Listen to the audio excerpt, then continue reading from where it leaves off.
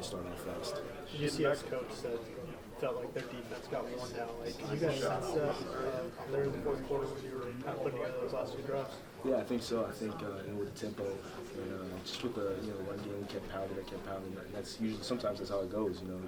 Pounding, and then eventually one opens up, and you start hitting those couple of runs. So it could be that it got worn down a little bit, but I know our offensive line was working. Everybody on the team was working, kept their head down, and just kept working, and eventually we knew something was going to work. Is it tough to deal with the emotion of the Texas win and then you have a week off and you have everybody telling you how great you guys are for 2 whole weeks? Is that tough to deal with as a football player? Yeah, definitely. I mean, as a whole team, just being able to, stay focused on the original goal. The goal is to go 1-0 every week, no matter what. And it was, a great win, but, we got to move on to the next one. And that's what we got to keep doing. After this one, we got to move on to the next one. Learn from the mistakes, and then come back and move on and keep working. So it's definitely a challenge, but something that we're, fighting through and getting past. For you personally, to get the start today and to kind of have that breakthrough in the fourth quarter, what does that mean for you after dealing with the hamstring issues since the summer? Yeah, no, it feels great. I mean, a lot of confidence building, but also just the opportunity to be out there with the guys. It's often you don't have that time. You're on the sidelines if you're injured. You don't get to really be out there and celebrate in the same way that you do when you're out there on the field. So it was great to be out there, great to be with the guys and really celebrate that win.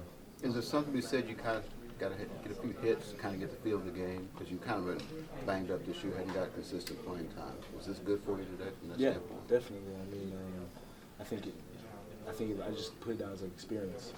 Being out there on the field, you get that experience, you get that game-like experience, and you try and replicate it as much as you can at practice. But being in a game situation, it's you don't get to redo it. You don't get to go back and rep a play again. So it's really that live situation. So being in those live game situations has definitely helped a lot of experience. Is that what happened that drive when you guys took the lead 24-23? Because the running game did come alive there. Is that what happened then? I think so. I think a lot of it was just keeping our head down and working. A lot of mistakes early in the game and not capitalizing off some of the opportunities.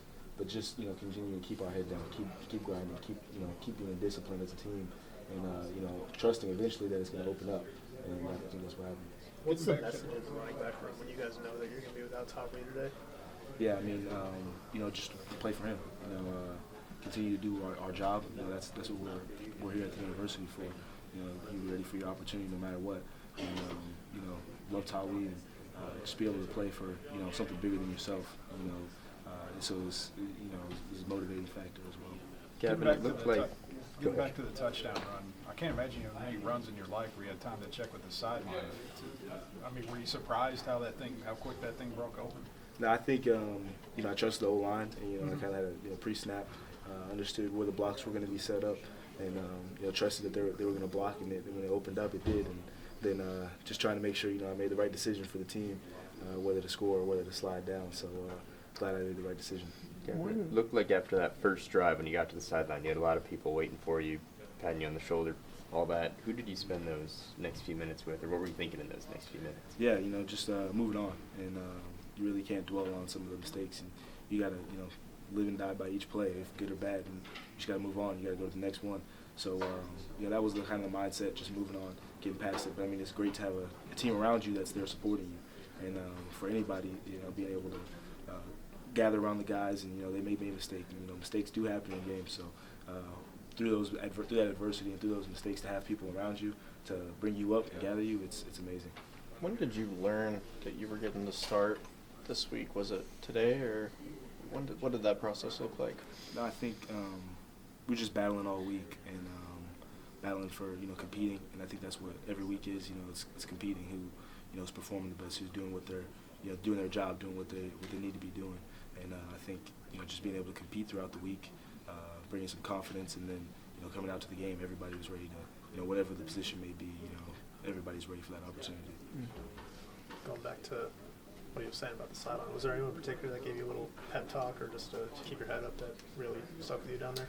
Yeah, I mean, everybody, just being able to have everybody around me to support and love on me, throughout the through the challenges and the mistakes, but especially having going back talking to Coach DeMarco, telling calm down, just it's a long game left, there's a lot left, and but I mean everybody being there, it's it's a special feeling, but just trying to forget about it and move on and continue playing.